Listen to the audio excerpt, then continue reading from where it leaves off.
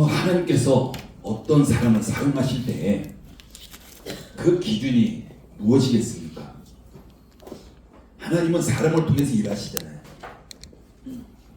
그러면 그 하나님은 그 명확한 기준이 있을 겁니다. 그냥 하나님 마음대로 아무렇게나 사람을 사용하진 않을 거예요. 그러면 여러분 생각해 보십시오. 하나님은 그 어떤 기준을 가지고 있을까? 여러분 말을 잘하는 사람일까요? 아니면 힘이 센 사람? 그것도 아니면 지식이 많은 사람? 여러분 어떤 사람 하나님께서 사용하실까요? 분명한 기준이 있을 겁니다. 우리는 성경 인물들 이야기할 때 종종 이렇게 이야기합니다. 모세가 애굽의 왕궁에서 40년 그리고 미디안 광야에서 40년 동안 훈련 받았기 때문에 모세가 하나님 앞에 쓰임 받았다. 여러분 이 말이 맞을까요? 모세가 왕궁에서 40년 훈련 받았습니다. 그건 분명한 사실이거든요. 그리고 미디안 광야에서 40년 동안 또 훈련을 받았습니다. 또한 80년 훈련 받았습니다. 그러면 모세가 그렇게 훈련 받았기 때문에 하나님의 쓰임을 받았다. 여러분 이 말이 맞을까라는 겁니다. 물론 틀린 말은 아닙니다. 그런데 우리가 이 말 그대로 우리가 받아들이게 된다면 우리는 이런 생각을 할 수가 있죠. 그래서 하나님께서는 완벽하게 준비된 사람을 사용하시는구나. 그러면 나는 아직 멀었구나. 우리가 이렇게 볼 수밖에 없어요. 여러분 정말 그게 사실입니까? 여러분 그러면 정말 모세가 80년 동안 하나님 앞에 훈련을 받았는데 여러분 모세가 하나님 앞에 섰을 때 모세는 하나님 앞에 어떤 말 합니까? 모세는 한 번도 하나님 내가 준비됐습니다 이렇게 말하지 않았습니다. 오히려 모세는 나는 말을 잘하지 못합니다 라고 이야기해요. 그리고 사람들이 나를 믿어주지 않을 것입니다. 그리고 또 하는 말이 다른 사람 보내십시오. 이게 지금 모세의 반응이었습니다. 그러면 모세가 하나님 앞에 쓰임 받을 수 있었던 그 이유는 뭐였을까라는 거죠. 분명한 그 하나님의 기준이 있는 거예요. 하나님은 그 기준을 가지고 지금 모세를 사용하신 겁니다. 여러분 모세가 하나님 앞에 완벽하게 준비됐기 때문에 하나님께서 그를 사용하신 것이 결코 아니었습니다. 여러분 모세가 하나님 앞에 쓰임 받을 수 있었던 것은 모세가 하나님 말씀에 순종했기 때문에 그게 바로 하나님의 기준입니다. 여러분 하나님께서는 모세에게 네가 준비됐으니까 이제 가라 이렇게 말씀하지 않았습니다. 하나님께서 모세에게 했던 그 말은 내가 너와 함께 하겠다. 내가 너와 함께 하겠다. 그러니까 너는 가라. 이게 지금 하나님의 모세를 향한 말씀이었습니다. 그게 바로 하나님의 일하시는 방식인 거예요. 우리가 얼만큼 완벽하게 준비됐느냐 이게 아니라 우리가 하나님 앞에 그 말씀 앞에 얼마만큼 순종하고자 하는 마음이 있느냐에 따라서 하나님은 내가 너와 함께 할 것이니까 가라는 거예요. 이게 어떤 의미입니까? 우리가 부족해도 하나님이 함께 하시니까 할 수 있다는 거예요. 우리가 부족해도 하나님이 함께 하시니까 우리를 사용하시겠다는 겁니다. 이게 바로 모세를 보내셨던 하나님의 기준이었죠. 근데 우리는 대부분의 경우가 내가 무엇을 준비했는지 행위적인 것에 초점을 맞춥니다. 근데 우리가 여기서 한 가지 오해하면 안 되는 것이 하나님께서는 그러면 아무것도 준비되지 않아도 되겠네. 그렇지 않습니다. 우리가 준비해야 돼요. 하나님께서는 절대 준비하지 않아도 쓰시겠다 이 말씀 하시지 않습니다. 근데 그거보다 더 중요한 하나님의 핵심적인 기준은 바로 순종이라는 거예요. 내가 준비됐느냐 안 됐느냐 이거보다 더 중요한 것은 그러할지라도 지금 모세는 나는 할 수 없습니다 라고 하잖아요. 사람이 나 믿지 않을 겁니다. 그러니 다른 사람 보내십시오. 우리가 이런 마음 들어도 중요한 것은 하나님 말씀 앞에서 내가 순종하고자 하는 그 마음을 가질 때에 하나님은 우리를 사용하신다는 사실입니다. 여러분, 그렇기 때문에 학생은 학생대로 공부 열심히 하고 준비해야 되고요. 또한 직장인이 직장인대로 열심히 일하면서 우리가 준비해야 되는 거예요. 그런데 그것보다 더 중요한 것은 하나님이 우리를 부르실 때, 그 말씀 앞에 섰을 때 말씀에 순종하고자 하는 그 마음을 가질 때 하나님은 우리가 현재 지금 부족하다 할지라도 그건 중요한 것이 아니라 내가 너와 함께 할 것이다, 이렇게 사용하시는 것입니다. 그래도 중요한 것은 우리 하나님 말씀을 들으면서 그 말씀에 순종하려는 마음, 바로 그 사람을 하나님께서 사용하시는 겁니다. 여러분, 이 기준을 마음에 두고 오늘 말씀을 계속해서 함께 보도록 합니다. 그리고 이 하나님의 일하시는 방식이 오늘 본문에 나오는 요셉의 이야기를 통해서도 매우 분명하게 나타나고 있다는 사실입니다. 여러분, 요셉은 마리아와 약혼한 사람이에요. 근데 오늘 약혼이라면은 크게 뭐 법적인 구속력은 없습니다. 약혼했다 그냥 깨치는 경우도 많은 거예요. 그래도 크게 문제되지 않아요. 근데 이 당시에 약혼이라는 것은 법적인 구속력을 가지고 있는 거예요. 다른 말로 표현하면은 이미 결혼과 똑같은 그런 효력을 가지고 있는 바로 그런 상황이었습니다. 그렇기 때문에 약혼했다라면 이미 법적으로 책임을 져야 되는 그런 관계에도 있고, 그 약혼이 깨지게 된다면 그 한 사람의 인생이 무너진 것 같은 바로 그런 상황이 지금 오늘 본문에 나오는 그 상황이었습니다. 그런데 요셉은 도저히 이해할 수 없는 바로 그런 소식을 듣게 됩니다. 자신과 약혼한 마리아가 임신했다는 그런 사실이죠. 여러분, 이 소식은 그냥 요셉의 마음을 조금 불편하게 만든 정도가 아닙니다. 그냥 요셉이 그 자신의 생각을 멈춰버릴 만큼 요셉의 인생이 무너진 것 같은 정천벽력 같은 바로 그런 소식이었습니다. 여러분, 이게 무슨 일일까? 여러분, 요셉은 굉장히 고민 많이 했을 거예요. 내 인생 여기서 그냥 끝나는구나. 정말 사람들이 나를 어떻게 생각할까? 나는 그럼 어떻게 살아가야 될 것인가? 여러분, 이 순간 요셉은 절대 그 입을 통해서 믿음이라는 단어를 이야기하기 결코 쉽지 않은 그런 환경입니다. 여러분, 그런 상황에서 믿음, 그 이야기 할 수 있을까요? 여러분, 그런 상황 속에서 순종을 선택할 수 있을까요? 여러분, 믿음을 이야기할 수 없는 그 상황, 도저히 순종을 선택할 수 없는 그 상황, 그게 바로 지금 요셉의 상황인 거죠. 그냥 요셉은 모든 것을 다 내려놓고 도망치고 싶은, 그만큼 벼랑 끝에 있는 그런 순간입니다. 그런데 성경은 그런 요셉을 이렇게 소개하고 있죠. 19절 다시 읽습니다. 시작.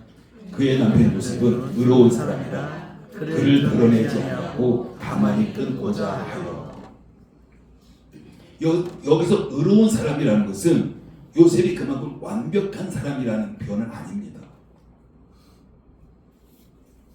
요셉의 마음이 흔들리지 않았다는 말도 결코 아닙니다.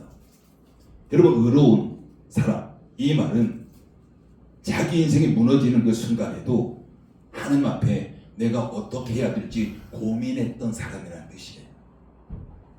완벽한 사람이 아니라 자기 인생이 무너지는 그 순간에도 하나님을 떠나지 아니하고 하나님 앞에 나가서 그 문제 가운데 고민했던 사람, 이런 의미를 가지고 있습니다. 요셉의 마음은 너무나도 아팠겠지요. 그럼에도 불구하고 그 아픔대로 행동하지는 않았습니다. 분노로 결정하지도 않았습니다. 상대방을 망가뜨리는 선택하지 않았습니다. 여러분, 그 당시 약혼한 여자가 임신했다, 돌에 맞아 죽을 일이에요. 근데 그런 선택하지 않았습니다. 여러분 이것이 요셉의 첫 번째 순종이었습니다. 대단한 행동이 아니라 그냥 자기 감정을 멈추고 하나님 앞에 서는 바로 그런 마음이었습니다. 사랑하는 성도 여러분, 요셉의 환경은요 한마디로 말하면 완전히 엉망이었습니다. 요셉의 형편은 최악이었습니다. 그런데 하나님께서 그 상황을 먼저 바라보지 않으셨어요. 하나님께서는 요셉의 죄악인 상황보다 요셉이 순종하고자 하는 그 마음을 보신 거예요. 그래서 하나님께서는 천사를 통해서 요셉에게 이렇게 이야기합니다. 20절 말씀 읽습니다. 시작. 이 일을 생각하되 주의 사자가 현몽하여 이르되 다윗의 자손 요셉아 내 아내 마리아 데려오기를 무서워하지 말라. 그에게 잉태된 자는 성령으로 된 것이라. 하나님께서 요셉을 책망하지 않으셨습니다. 왜 의심했느냐라고 꾸짖지도 않으셨어요. 하나님께서는 요셉의 두려움을 이미 아셨고 그래서 이렇게 말씀하신 겁니다. 무서워하지 말아라. 무서워하지 말아라. 네가 다 이해하지 못해도 괜찮다. 그러나 나를 믿고 한 걸음만 따라오너라. 여러분 이게 하나님께서 요셉을 향한 그런 메시지였어요. 사랑하는 성도 여러분, 여러분의 한 가지 질문을 드립니다. 성경에서 예수님 탄생보다 더 위대한 하나님의 역사가 있었을까요? 천지창조가 더 위대할까요? 여러분 성경의 역사 가운데 예수님의 탄생보다 더 위대한 하나님의 역사는 없었습니다. 여러분 예수님의 탄생이라는 것은 지극히 높으신 하나님께서 죄인이 인간의 몸을 입고 인간으로 이 땅에 오신 그 사건이잖아요. 여러분 지극히 높으신 하나님, 그 하나님이 어떻게 인간의 육신을 입고 이 땅에 오실 수 있습니까? 이 엄청난 큰 사건, 여러분 성경에 그 어떤 그런 사건도 이거보다 더 큰 그런 사건은 없습니다. 여러분 그렇다면 이렇게 위대한 역사를 이루기 위해서 하나님께서는 어떤 사람 사용하셔야 되겠습니까? 가장 위대한 일, 그 위대한 일을 이루기 위해서 하나님이 사용하셔야 될 사람은 어떤 사람이겠습니까? 우리는 보통 이렇게 생각합니다. 홍해를 가른 모세, 참 대단한 사람이죠. 또한 골리앗을 쓰러뜨린 다윗, 대단한 사람이에요. 불 앞에서도 담대했던 엘리야 같은 사람. 여러분 그런 사람 사용해야 되지 않을까요? 가장 큰 위대한 역사를 이루시는데. 그런데 하나님께서는 그런 위대해 보이는 사람, 그런 사람들을 결코 선택하지 않으셨습니다. 하나님께서는 기적을 행한 지도자도 아니었고 사람들 앞에 나서서 뭔가 설교를 하는 그런 인물도 아니었고 그냥 조용한 목수 요셉을 사용하셨습니다. 여러분 요셉은 사람들 앞에 나서서 설교하지 않았습니다. 사람들 앞에 기적을 나타내 보이지도 않았습니다. 그냥 요셉은 그저 자기 인생이 철저하게 무너진 그 순간에 하나님 앞에, 하나님 말씀 앞에서 그냥 조용히 네, 예, 이 딱 한마디 한 거예요. 그런데 하나님께서는 요셉의 그 순종을 통해서 인류 역사에서 가장 위대한 사건, 역사, 예수님의 탄생을 이루어 내셨습니다. 여러분 성경은 요셉의 반응을 정말 짧게 언급하고 있어요. 24절도 같이 읽습니다. 시작. 요셉이 잠에서 깨어 일어나 주의 사자의 분부대로 행하여 그의 아내를 데려왔으나. 여러분 요셉의 인생 가운데 이 엄청난 사건이에요. 그 엄청난 사건 앞에서 성경은 짧게 그냥 요셉의 반응을 언급하고 있습니다. 여러분 얼마나 장황하게 설명할 수 있습니까? 그냥 요셉의 그 상황 열거하면서 장황하게 설명할 수도 있습니다. 근데 성경은 굉장히 짧아요. 짧아도 너무 짧습니다. 그러나 그 짧은 그 요셉의 그 반응 앞에 요셉의 상황은요 결코 짧지 않은 거예요. 요셉이 마리아를 데려왔다는 것은 그냥 조용히 여러분의 집에 현관문 하나 딱 열고서 데려온 그런 정도 일이 아니었습니다. 여러분, 요셉이 마리아를 데려온 그 순간부터 사람들의 시선은 요셉으로 완전히 다 쏠릴 수밖에 없습니다. 아니, 왜 저렇게 서둘러서 저를 데려왔을까? 아니, 아이를 가진 여인을 왜 책임지려고 하나? 도대체 무슨 일이 있는 거야? 저거 바보 아니야? 저거 정신 이상한 거 아니야? 온갖 소리가 다 들려올 수밖에 없고요. 여러분, 요셉을 향해서 모든 사람들의 시선이 그리 쏠릴 수밖에 없는 바로 그런 상황이었습니다. 요셉은 이 모든 시선을 결코 피할 수 없습니다. 설명해도 이해받기 어려운 상황이었고요. 설명하지 않으면 더 큰 오해를 또 계속해서 살 수밖에 없는 바로 그런 상황이 지금 요셉에 처해진 상황입니다. 뿐만 아니라 그 후에 일어날 일들 여러분 상상할 수 없잖아요. 그게 뭐 시간이 지나면 잊혀질까요? 여러분 잊혀지지 않아요. 평생을 따라다닐 바로 그런 일이었고 평생 설명할 수 없는 바로 그런 오해였고 그냥 요셉이 침묵으로만 그냥 견뎌갈 수밖에 없는 그 기나긴 시간들입니다. 요셉은 그 모든 상황들 다 알고 있습니다. 그럼에도 불구하고 마리아를 데려온 거예요. 그러므로 요셉의 순종은 여러분 결코 가벼운 순종이 아니었습니다. 그냥 본인의 삶이 편안해서 선택한 그런 순종도 아니었고 상황이 좋아서 선택한 순종도 결코 아니었습니다. 요셉의 순종은 자신이 앞으로 감당해야 될 모든 어려움을 안고서 하나님 말씀을 선택한 순종이었던 거죠. 여러분, 그러면 그 상황 다시 한번 생각해 보십시오. 요셉의 인생에서는 가장 어두운 순간이에요. 그 순간보다 더 어두웠던 순간은 없었을 겁니다. 그럼 하나님께는 어떨까요?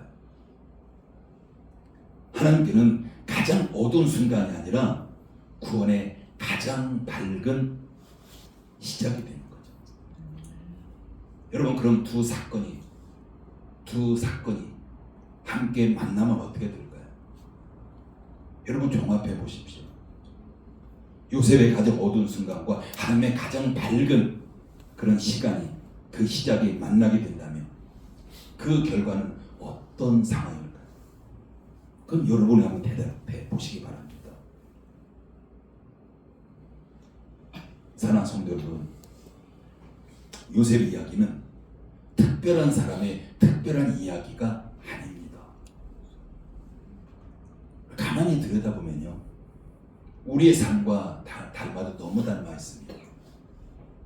우리는 뭔가 아브라함, 모세, 엘리야, 우리와는 뭔가 삶이 다른 것처럼 느끼잖아요. 그런데 요셉은 그렇지 않아요. 우리의 삶과 크게 달라 보이지 않습니다. 우리도 요셉처럼 도저히 순종할 수 없을 것 같은 그런 자리에 서 있을 때가 종종 있습니다. 정말 내 상황에서 도저히 순종을 선택할 수 없고 그런 상황 우리에게 종종 있잖아요. 상황이 너무 복잡해서 정말 무엇이 하나님의 뜻인지 잘 보이지 않는 이런 때가 우리에게도 종종 있습니다. 마음이 이미 무너져가지고 도저히 믿음이란 말을 꺼내기 힘든 그 순간도 있고 도저히 하나님 앞에 순종이라는 이걸 선택할 수 없는 그런 순간들 우리의 삶 가운데 종종 있습니다. 그래서 우리는 그렇게 이야기하죠. 지금은 아닙니다. 지금은 순종할 수 없습니다. 내 상황이 조금 나아지면 그때 하겠습니다. 여러분, 이게 우리들이 참 많이 하는 이야기잖아요. 지금은 너무 벅찹니다. 조금 숨을 돌리면, 뭔가 상황이 좀 좋아지면 그때 하겠습니다. 여러분, 이 말 결코 틀린 말은 아니죠. 우리 너무 힘들기 때문에, 너무 어렵기 때문에 할 수 없다는 거. 조금만 아주 안 하겠다는 것이 아니라 이 순간만 좀 지나가면, 조금 더 좋아지면 바로 그때 순종하겠다. 여러분, 틀린 말 아닙니다. 여러분, 요셉의 상황도 마찬가지였죠. 요셉 역시 순종하기에 절대적으로 좋은 환경 아니었습니다. 앞으로 일이 어떻게 일어날지 전혀 알 수 없는 바로 그런 상황이었죠. 그럼에도 요셉은 모든 것을 내가 다 이해한 후에 순종하겠습니다, 이런 선택하지 않았습니다. 앞으로의 결과가 보였기 때문에 요셉이 순종한 것도 아니었습니다. 요셉은 단지 그냥 하나님 말씀 앞에서 그냥 순종하고자 하는 마음, 그 마음 내려놓지 않냐고 가지고 있었던 거예요. 그래서 하나님은 그 마음 사용하신 겁니다.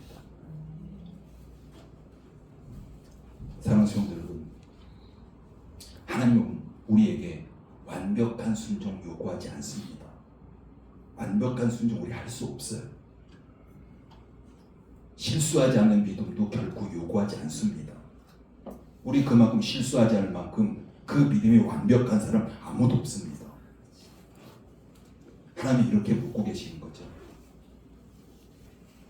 지금 이 자리에서 그래도 내 말을 믿고 한 걸음 나아갈 수 있겠느냐라고 묻는 거예요. 여러분, 그 한 걸음인 거예요. 한 걸음. 하나님이 그 한 걸음을 보시고 한 걸음을 붙드시고 한 걸음을 사용하셔서 그 다음 두 걸음이 되게 하시고 세 걸음이 되게 하시고, 이게 하나님이 일하시는 방식입니다.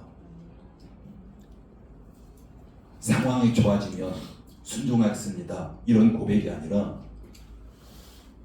마음이 다 회복되면 순종하겠습니다, 이런 고백이 아니라 하나님, 지금은 잘 모르겠습니다. 앞이 전혀 보이지 않습니다. 그래도 순종하고 싶습니다. 하나님이 이 고백을 원하시는 거예요. 여러분, 요셉이 그랬잖아요. 앞이 보이나요? 앞이 어떤 어려움이 닥칠지 전혀 알 수 없는 그런 상황이고, 자기의 마음은 지금 완전히 무너져가지고 인생이 완전 끝난 것처럼 느껴지는 그 순간이었고, 그럼에도 불구하고 하나님, 조금만 있다가, 이렇게 하지 않았어요. 상황이 조금 좋아지면 이렇게 하지 않았습니다.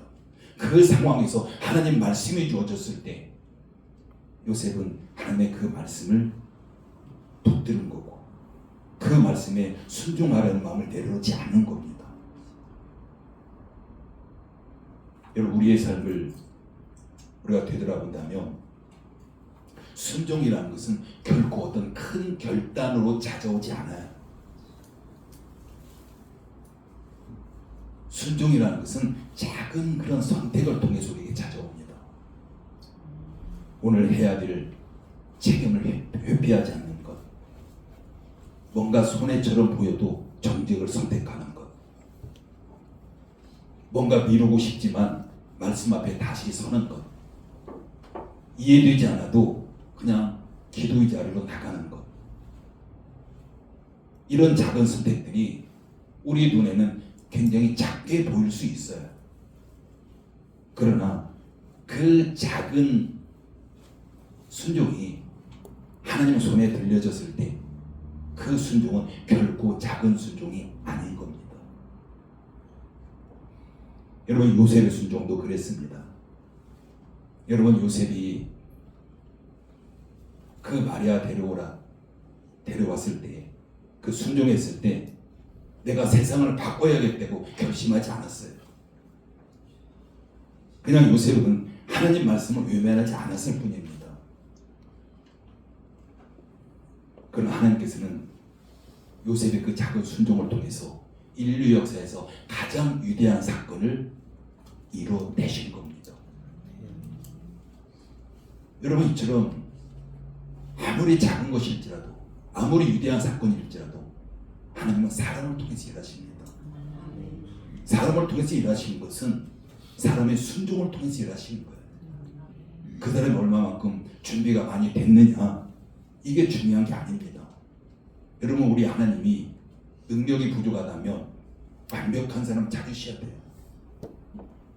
근데 순종하는 사람, 그게 막대기일지라도 하나님 손에 들려지기만 하면 나머지 하나님의 능력으로 다 지울 수 있기 때문에 하나님께서는 순종하는 사람을 찾으시는 겁니다.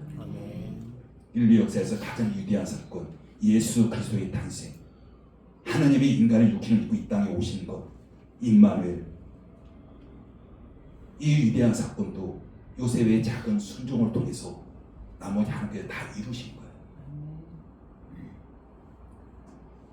사랑하는 성도 여러분, 오늘 우리의 삶이 너무 평범해 보이고 너무 복잡해 보이고 의미 없어 보일 수 있습니다. 그러나 하나님은 결코 우리를 외면하지 않으신다는 사실이에요. 하나님께서는 가장 어두운 자리에서 순종하려는 마음 하나를 통해서 지금도 일하시는 분입니다. 하나님께서는 상황이 좋아질 때까지 기다리시는 분이 아니라 순종하고자 하는 마음 하나를 기다리시는 분이에요. 여러분, 지금도 하나님은 저와 여러분을 통해서 순종하고자 하는 그 마음을 기다리십니다. 그 순종하고자 하는 마음 하나님 앞에 드릴 때 하나님은 그 마음을 사용하셔서 어떤 하나님의 놀라운 역사도 반드시 이뤄내실 줄 믿습니다. 하나님의 위대한 역사는 언제나 대단한 사람을 통해서 이루지 않았습니다. 하나님의 위대한 사건을 이루시면서도 요셉 같은 사람을 사용하신 거예요. 여러분, 그 당시 요셉 사회적인 지위가 어땠을까요? 뭐 누군가 많이 인정받는 대단한 사람이었나요? 결국 그렇지 않아요. 그냥 목수예요, 목수. 그 목수라는 직업이 사람들에게 선망의 대상도 아니었고, 그런 목수 요셉을 사용하셔서 가장 큰 위대한 역사를 이루어 가신 겁니다. 여러분, 우리의 삶도 마찬가지입니다. 지금 너무 어렵고 너무 복잡하고 도저히 순종할 것 같지 않은 그 시간일지라도 그 자리에서 드리는 나의 작은 순종 하나가 하나님의 위대한 역사의 시작이 될 줄 믿습니다. 오늘 하나님 앞에 이렇게 고백했으면 좋겠어요. 하나님, 잘 모르겠습니다. 한번 해볼까요? 하나님, 잘 모르겠습니다. 하나님, 앞이 전혀 보이지 않습니다. 그래도 순종하고 싶습니다. 하나님은 우리의 이 고백을 반드시 들으셨습니다. 네, 기다리셨잖아요. 이 순종의 고백을 하나님께서는 지금까지 우리를 통해 나오기를 기다리신 거예요. 하나님의 귀가 얼마나 번쩍 뜨이셨겠습니까? 우리 고백을 들으신 하나님, 반드시 이 고백을 통해서 하나님께서 놀라운 일들을 이루실 줄 믿습니다. 기도합니다. 아버지의 은혜를 감사를 드립니다. 지극히 평범했던 요셉, 아니 평범 이하였던 그 목수 요셉을 하나님께서 사용하셨습니다. 그 사람을 사용하셨다기보다는 요셉이 죽을 만큼 힘든 순간에 하나님 앞에 순종하고자 하는 그 작은 마음 하나를 하나님께서는 보셨고 그 순종하는 마음을 사용하셨습니다. 그래서 하나님은 목수 요셉과 함께 하시면서 인류 역사에 가장 위대하신 하나님의 역사를 이루어내셨습니다. 하나님은 지금도 우리를 통해서 요셉 같은 순종의 한마디, 그 순종의 한마디를 기다리고 계신 줄 믿습니다. 우리가 하나님 앞에 앞이 보이지 않아도 그래도 순종하고 싶습니다 라는 고백을 하나님 앞에 올려드렸습니다. 이미 하나님 우리의 그 순종의 고백을 하나님 받으시고 그 순종의 고백을 사용하셔서 우리 인생에서도 가장 위대한 우리 인생의 놀라운 하나님의 역사를 만들어내는 하나님을 기대합니다. 예수님의 이름으로 기도드립니다.